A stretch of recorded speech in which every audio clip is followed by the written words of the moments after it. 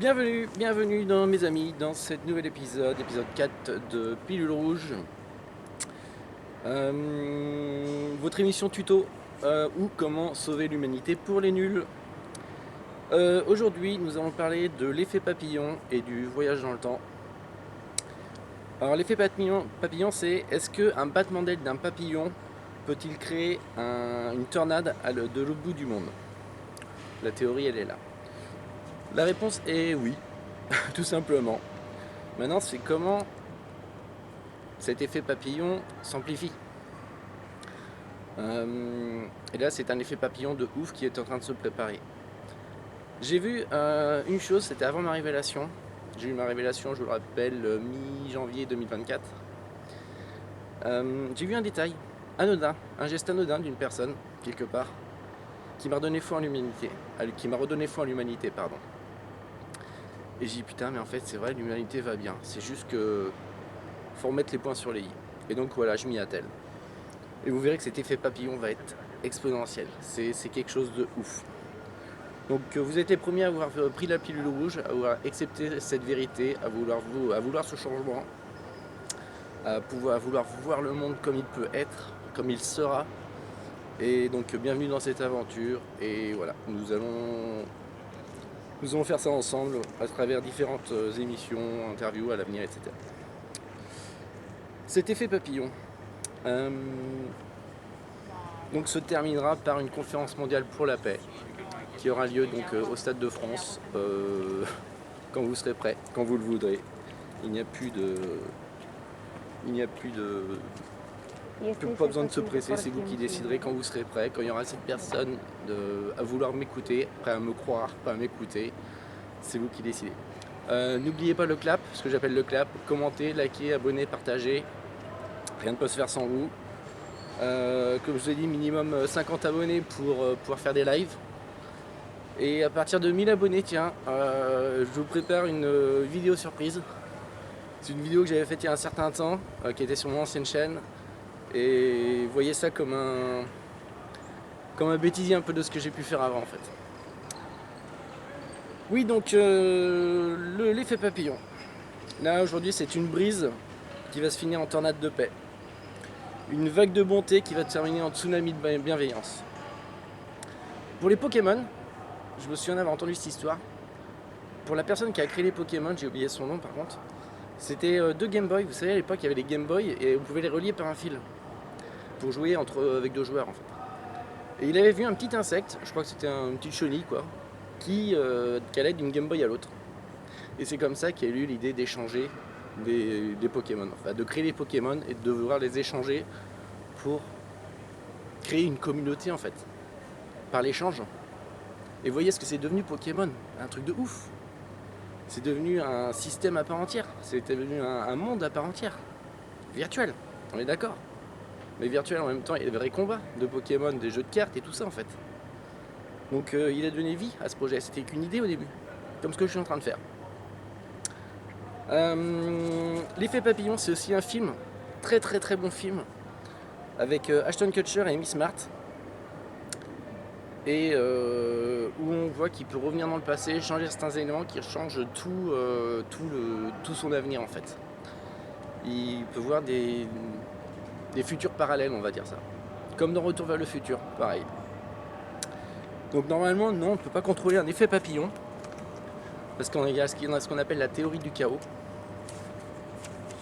donc qui est entre guillemets imprévisible. Mais selon le météorologue Edward Lorenz, le chaos possède une sorte de signature. Il peut conduire à des phénomènes stables, on parle alors d'émergence. C'est ce qui est en train de se passer. Comme dans l'univers, on a la Terre, la Lune, le Soleil, un problème à trois corps, qui sont en harmonie, entre guillemets, qui font qu'il y a une stabilité pour qu'il puisse y avoir de la vie sur Terre, en fait.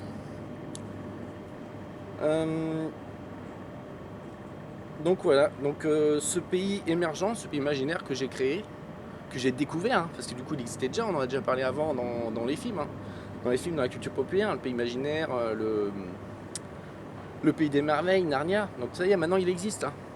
Vous n'avez plus qu'à vouloir y rentrer, c'est tout. Donc ce pays émergent a besoin de la reconnaissance de jure, et de l'aide de 8 milliards de personnes, de 8 milliards d'investisseurs.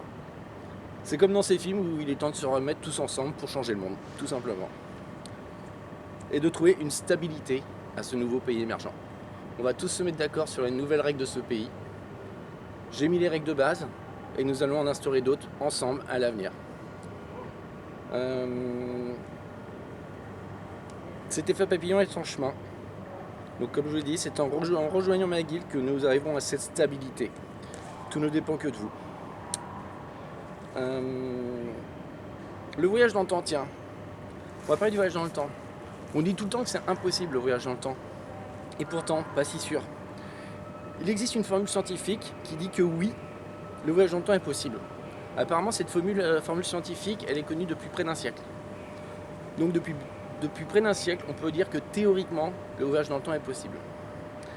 Le 14 novembre 2014, l'INPI, donc l'Institut national de la propriété intellectuelle des États-Unis, donc il y a un autre nom, mais l'équivalent de la France aux États-Unis, accepte un brevet sur le numéro 6-960-975 pour un véhicule spatial propulsé par un bouclier superconducteur capable d'altérer la courbure d'espace-temps en dehors du vaisseau et de contrecarrer les effets de la gravité.